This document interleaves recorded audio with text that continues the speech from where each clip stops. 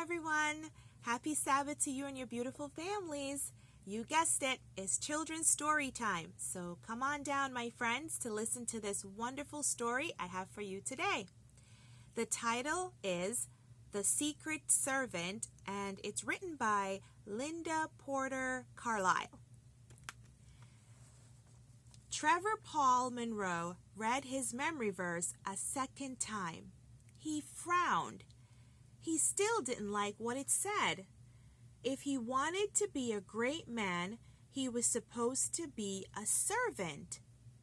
Trevor rolled over on his back and stared at the ceiling. He liked the idea of being a great man who rode to work every day in a long black limousine with dark tinted windows. Of course, he didn't actually know anyone who rode to work in a limousine, but he had seen one cruising majestically in the traffic on Main Street last week. It definitely had looked like something a great man would ride in. Trevor heard scuffling in the hall as the bathroom door opened and Brad and Ben, his twin brothers, passed each other in the doorway. Trevor was glad his school started half an hour later than the high school his brothers attended. That meant he did not have to get caught up in the middle of the morning rush. Trevor picked up his primary treasure and read the memory verse again. It still said the same thing.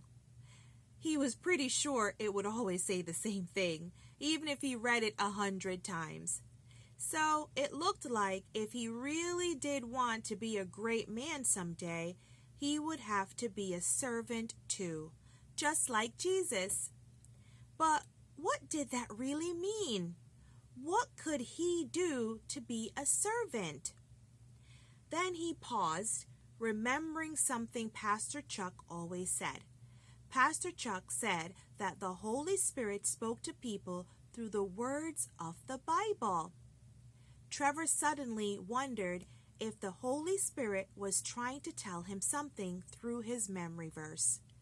Was the Holy Spirit trying to give him an idea about how to be a servant?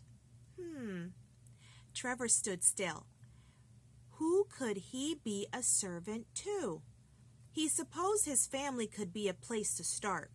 Mom and Dad, Brad and Ben. No, not Brad and Ben. No, Trevor thought.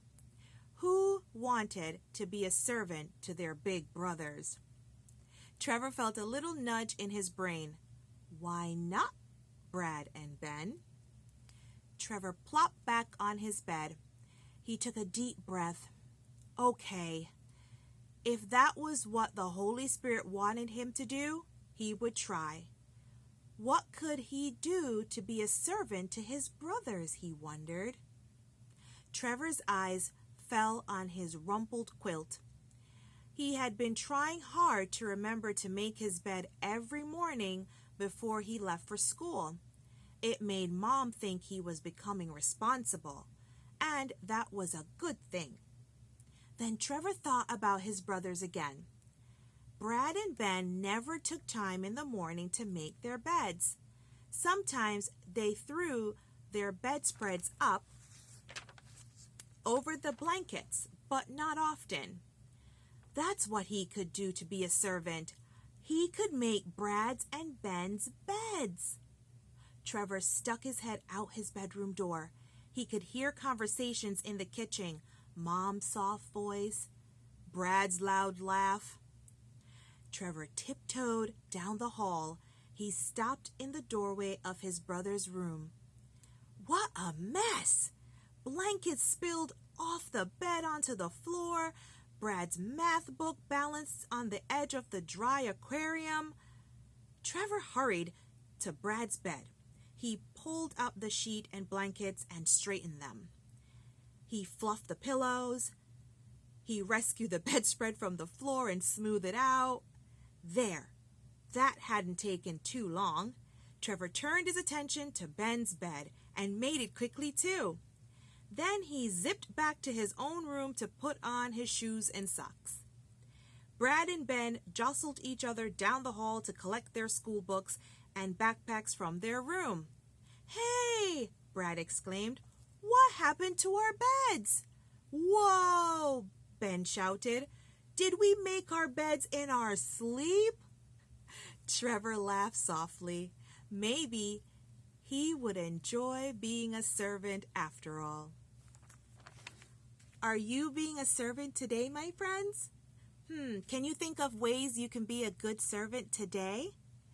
I hope you enjoyed today's children's story. Have a great rest of the Sabbath, my friends. See you next time. Bye.